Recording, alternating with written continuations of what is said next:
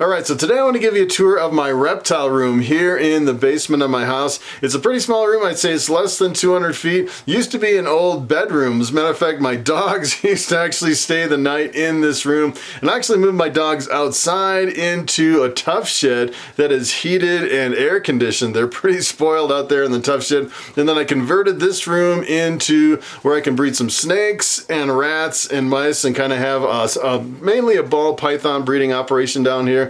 And I actually just went through and I counted all my snakes. Believe it or not, I actually have 97 snakes in this room right now. And if I was to actually fill every single snake tub in the whole room, I could actually fit 155 snakes down here. Pretty amazing that these racking systems can hold so many animals. In addition to all my snakes, I also have 2 racks with my rats and my mice that I use as feeders for my snakes. So what I'm gonna do is I'm just gonna kind of walk around the room, kind of show you some of the ins and outs, some of the struggles and challenges, some of the history behind the room. It's pretty awesome setup. Alright, so this is my reptile room over here. It's a pretty small room. You can, at first glance, you see there's not a whole lot of room to work. I'd say there's probably just barely enough room to be comfortable. It's kind of interesting. I actually just bought this table. It's a really awesome table. Super heavy duty on wheels. It's actually adjustable for the height. That thing is really awesome. And when I actually had my dogs in here, I had a couple kennels over there, and I had a carpet floor. And the bad thing with the carpet, when I first got it in here is, especially with my rats, so I have 2 racks over here. These are rats, and then I have a couple rows of mice up here. And the mice and rats would, a lot of times what they would do is they kind of put the pine shavings on the floor, and then I was always trying to vacuum on the carpet, and it was really difficult. So I finally pulled up all the carpet and I went with this luxury vinyl tile down here. It looks really super nice, and you can actually cut it with a tin snip and lay it down. It's really awesome. It was really easy to install. It just took me like a day or two to actually install it. It was pretty awesome. And then over here in the corner, I think what I'm going to do is I'm just going to, this roll is really nice. It's really awesome. I'm just going to kind of move my studio light around here so I can kind of show you kind of the setup and some of the stuff kind of behind the scenes. What I actually have over here in the corner is I have an air cleaner over here, and then I have a space heater. So essentially what I do is I stand up the space heater, point it right at the air cleaner, and then I plug it in. It's obviously off right now because it makes so much noise, and it shoots the air straight up and circulates the air from the air cleaner, so there's not really a cold spot on the bottom. And then the space heater is hooked up to have like a greenhouse thermostat over here that controls it, and then another jump start just so I can see the temperature. So you can actually see right over here that the temperature right now in this room is 80 degrees, which is pretty much perfect. I actually had the door for the basement open a little bit. It's normally about 82 degrees. And if you're wondering what this blanket is, this is actually, behind the blanket is a window. And to block off the window, I put some really super thick insulation and actually put some duct tape on it. And I put this blanket in front of it, and it's so well insulated, you can't even feel cold air back by the window. It's super blocked off and really well insulated. So that's kind of my setup there. Oh yeah, then over here, let me show you this. So I actually have a little air freshener over here that I plug in, and I change this out. This works really well to kind of freshen the air over here. So between the air cleaner and that freshener, it stays really fresh in here as long as I keep up with my rats. And these are all the rats over here. So for cleaning the rats, essentially what I do is I take it section at a time. So for example, yesterday what I did is I actually cleaned the mice up here, and then I cleaned all the ones with the clips all the way down to here. So I just take it a section at a time. So I'm not really overwhelmed with trying to do everything all at once. It's a lot easier to do little sections at a time. And I found the mice are kind of stinky up on top here. So essentially what I do is I clean the mice about twice a week, and then once a week I clean the rats. And essentially what I do is, you can actually kind of see the little rats here. Yeah, some little babies. These are so cute. You know, if it wasn't for the snakes, I'd probably keep them all as pets. And that is the hard part with rats, because, you know, they can be really cute and friendly. And it's, let me tell you, I'd say that's the hardest part about keeping rats and trying to deal with them. If you're actually thinking about raising rats, I would probably recommend doing frozen thawed so you don't get attached. As a matter of fact, I've seen some breeders where they'll have rats, and after a few years, they're like, I just can't feed rats anymore because they're too cute and I just can't feed them off. And then they go pretty much all to frozen thawed. And then the mice are kind of interesting. I got this really productive strain of super bright white mice that have an incredible amount of babies. They get pretty big too. These mice are pretty decent size as far as mice.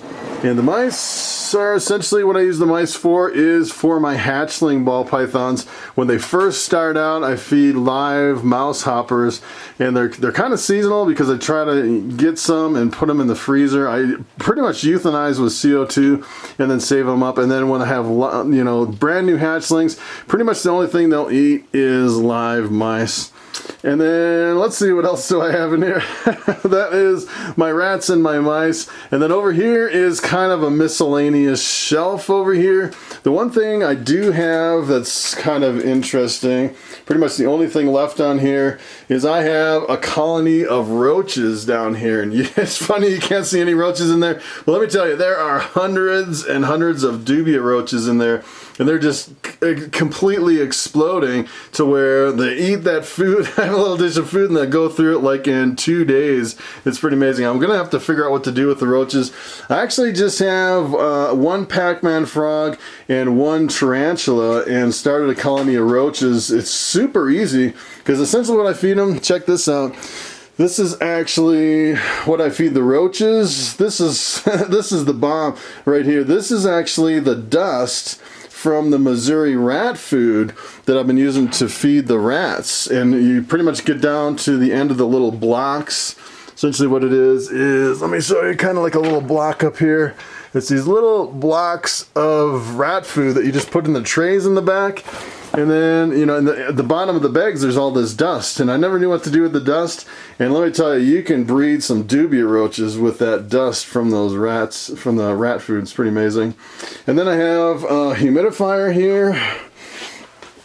And I go through, I'd say I go through about a gallon of water per day. And it doesn't really put enough humidity in the air to help the snakes completely shed. Because if the snakes dry out, they still have bad sheds even with that humidifier. But you can definitely tell there's a little more humidity in the air from that humidifier. So it definitely helps. And the interesting thing is everything in here is on wheels. So essentially what I do is, let me tell you, it gets pretty cramped down here in this tiny little spot with all this stuff. So if you notice, this rack over here is kind of tucked in the back. And essentially what I need to do is I need to pull it out from here when I'm working on it. So I'll pull this out like this to work on this rack of hatchlings like this. It's kind of an interesting setup because I don't really have room for everything in this room. I'm kind of shuffling everything back and forth. And you can see these are all my hatchlings from last year. I have some coral glows if you want to take a look at some of this. Let me bring a light. And a lot of these I'm actually selling on Morph Market. Really beautiful snakes. Take a look at that coral glow, 50% het pied. Really awesome. And I actually am going to start shipping some snakes tomorrow, which is pretty awesome. So I think I sold about 12 snakes. So I'll be down to like 97, 87, 86. I'll be down to like 85 snakes after I ship those out or sell them. So that is that part of it, the hatchling rack and the rats over here. Then over here on this side, so you notice this, I'm kind of really cramped for space right here. So essentially what I do is I move my rack over here to work on the hatchlings, and then when I'm done with the hatchlings, I almost have to move them back in the corner in order to work on anything else because it just takes up so much room. And obviously I'm challenged for space down here. And the other thing is I kind of get hung up on different things. Moving this in, yeah, that's one of my challenges down here is I don't really have enough room, but I'm making do with what I have. I was actually thinking if I got rid of the roaches, I could actually put another snake rack right here and then start, moving stuff around. It gets a little complicated that I'm stuck in here. So essentially, let me show you. So essentially what I do is I move the table to this side of the room when I'm cleaning rats over here. So I'll have everything lined up on here. I'll have the bedding, the tub, and everything to clean the tubs and everything, the spray and the disinfectant. And then I'll go through and I'll clean the rats over here. And then when I'm done with the rats, I'll move the table over to this side and then work on the snakes, which is kind of an interesting setup here. Everything's on wheels, all the racks and everything, so it's really easy to move. So as far as everything over here, this rack right here, these are all my grow out, ball pythons, some of my females. And then in here I have my corn snake. My corn snake's doing really good. And this guy, it's kind of interesting that he's all of a sudden likes this little, he tries to hide under there. Most of the times he's hiding under these little hides over here, which is kind of interesting. And he's kind of going into a shed a little bit. Well, he's turning gray and now he's coming out of it, but he's definitely going to shed here any minute. So this is Big Red, my corn snake. I'm actually selling this guy. He is a really cool corn snake, and I actually have him on Morph Market for sale, but if nobody buys him, I'll just keep him. I actually never had a corn snake, and I had this extra tub, and he is a really awesome snake. I just actually fed him a couple rats a couple days ago. So he's doing great, eating really good, and has a lot of room to crawl around this tub. It's like the Corn Snake Hotel in this big boa tub. It's pretty awesome. And he's got a lot of hiding spaces in the back, and then when he gets a little bit curious, he comes to the front. And then this is my tub that I use for Lucy. That's the only one snake I don't have in here. She's a big white albino reticulated python that I have on my pool table in my basement. That one. And then over here, this is my other reticulated python. And the interesting thing with Sunny is that he was fasting a really long time and then just came on food. Ate a couple really big rats the other day, which is really good. And I'm almost afraid to open this because if he comes out in a feeding frenzy, it could be interesting. If he's in a crazed feeding mode, he looks like he's doing pretty good. Not too crazy. And I was really kind of getting worried about him because he was really super underweight and he was fasting a really long time. It looks like he drank all his water. I definitely have to go and give him some water. So the water essentially is another problem I have down here. I don't have water, and I bring him all my water down in gallon jugs down here. He actually had water just the other day, and it's interesting on these retics, as soon as you feed them, they drink a lot of water, so you really have to stay on top of it when you're feeding retics. And when you're not feeding them, a lot of times they actually won't drink that much water. But he's really starting to look like he's got a little bit better body condition since he's eaten a couple rats, which is pretty cool. And this is what he is. I pretty much label everything. So if anything happens to me, you know exactly the genetics of everything. This is a purple albino, het anery, part super dwarf, part champagne dwarf, part mainland from 2015. So he's, what, 5 years old now, which is pretty cool. But if you're wondering where Bobby lives in this tub down here. He is with me for all my videos. He's actually back on food too. He ate a couple rats this week, which is pretty cool. And I can probably, you know, if I just kind of go through these really quick, I can show you some of my snakes. This is my big spider pied male. I actually bred him last year, and that's where all my spiders came from. It's pretty cool. This is my fire pied. I actually bred the fire pied to get some of my fires. Pretty cool. This is my original scaleless head right here. This is where all my scaleless stuff came from. Pretty awesome snake. And let's see, I'm just kind of going to go random through some of these. This is my coral glow, really awesome. This is where all my baby coral glows came from. This is this male. He is 100% het pied. Still haven't produced a coral glow pied, and I've been waiting on my female. Actually, my female pied up here. Actually, I think she might actually lay eggs this year. I bred her with my fire pied. So I hope I'm shooting for some fire pieds from that girl, which would be pretty awesome. Let's see, what else do I have that you haven't seen in a while? Let's see, I have my lesser clown. This is a pretty awesome snake. Actually bred my banana enchi clown male with this one, and I'm hoping for some banana enchi lesser clowns. That one's a really awesome snake. And let me show you my my male banana enchi clown. He's doing really good. Ate a couple rats, fairly good sized rats this week. And look at how big and puffy he is from eating those rats. Looking really awesome. Let me see if I can show you his head here real quick. He's a really neat snake. I don't want to move him too much because he ate those rats, but he is a really neat looking snake. Probably one of the most amazing snakes that I have in my entire collection. I actually bought him this year for $1,500. Quite an expensive project right there. And then I have this one. This is kind of my dinker project that is doing really well. This is 50% het pied with some really unusual colors and markings. This is a female. Hoping to get her to size next year to where I can actually breed something else back to her and kind of prove out this weird looking color and pattern. Really almost like a bright yellow with some really interesting colors and patterns. Never really seen anything like it. So that is one of my really neat potential dinker projects.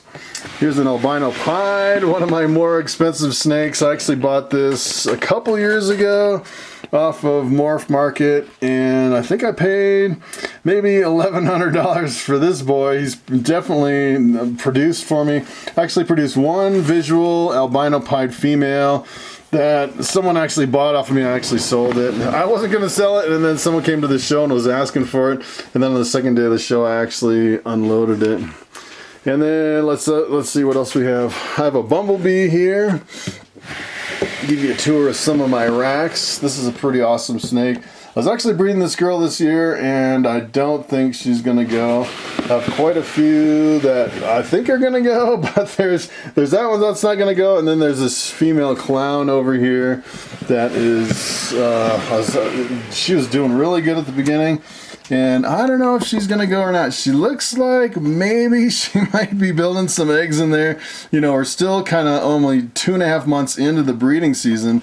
So this one's kind of 50-50 if she's going to go. She was eating really well at the beginning of the season, but then just kind of stopped. And then let's see what else I have over here. My hatchlings from last year. Here is a lesser scaleless head. Look at how big this one. This one I'm actually holding back with my other ones. So I have this one, and then I have some triple het stuff that I'm holding back. But this one actually has a few scales missing from the head. You breed 2 of them together and you get a completely scaleless ball python. I don't have any females ready. That's kind of what I'm waiting for. But I'm definitely going to hold back that one and see if I can work lesser into some of the other stuff. And then let's see. I'm actually shipping out this bamboo tomorrow. Take a look at this one. I have a couple bamboos, but they're both sold. Little mini bobbies here. Everybody wanted these little mini bobby babies, which is really awesome. Really fantastic snakes. Hopefully I'll produce a bunch more this year. This one is really beautiful, really stunning. This one is named Thor. Just a straight male bamboo.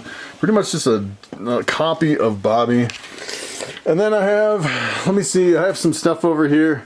Let me pull one of these. These are pretty awesome triple hets. Let me show you kind of what these triple hets look like. So this is actually a het pied, het albino, het clown, and I produced 6 of them. And I'm holding all 6 back. There's actually 4 females and 2 males. And look at how big and beefy they're getting. They almost look like they're normals. You really can't tell that they're het pieds or het clowns or anything. As a matter of fact, I was kind of looking at the bellies, and a lot of these you can't even tell if they're het pied from the belly tracks. It's kind of interesting. But these guys are doing really good. Hoping to breed those in at least 2 or 3 years, and I'll produce pieds and clowns and albinos and a whole bunch of combos of those 3 genes. It's pretty amazing. All right, so it is time for the question of the day. And Lakeith Wright asks, what is the next show that I'll be at selling my snakes? And that is a very good question. As a matter of fact, this year I think I'm going to do it a little bit different. Usually I do the spring shows and the fall shows, but this year I've actually started selling on Morph Market. So I think most of the year I'm going to sell on Morph Market and probably just do one show, and that is the Denver Repticon in the fall at the Arapahoe County Fairgrounds. I'll probably show up to the other shows like Reptilian Nation and the Denver Repticon just to bring my camera and take some videos of the show so I can do some videos about it on YouTube, but I probably won't be there with my hatchling ball pythons. So that is pretty much it. Thanks for watching, and I will see you next time.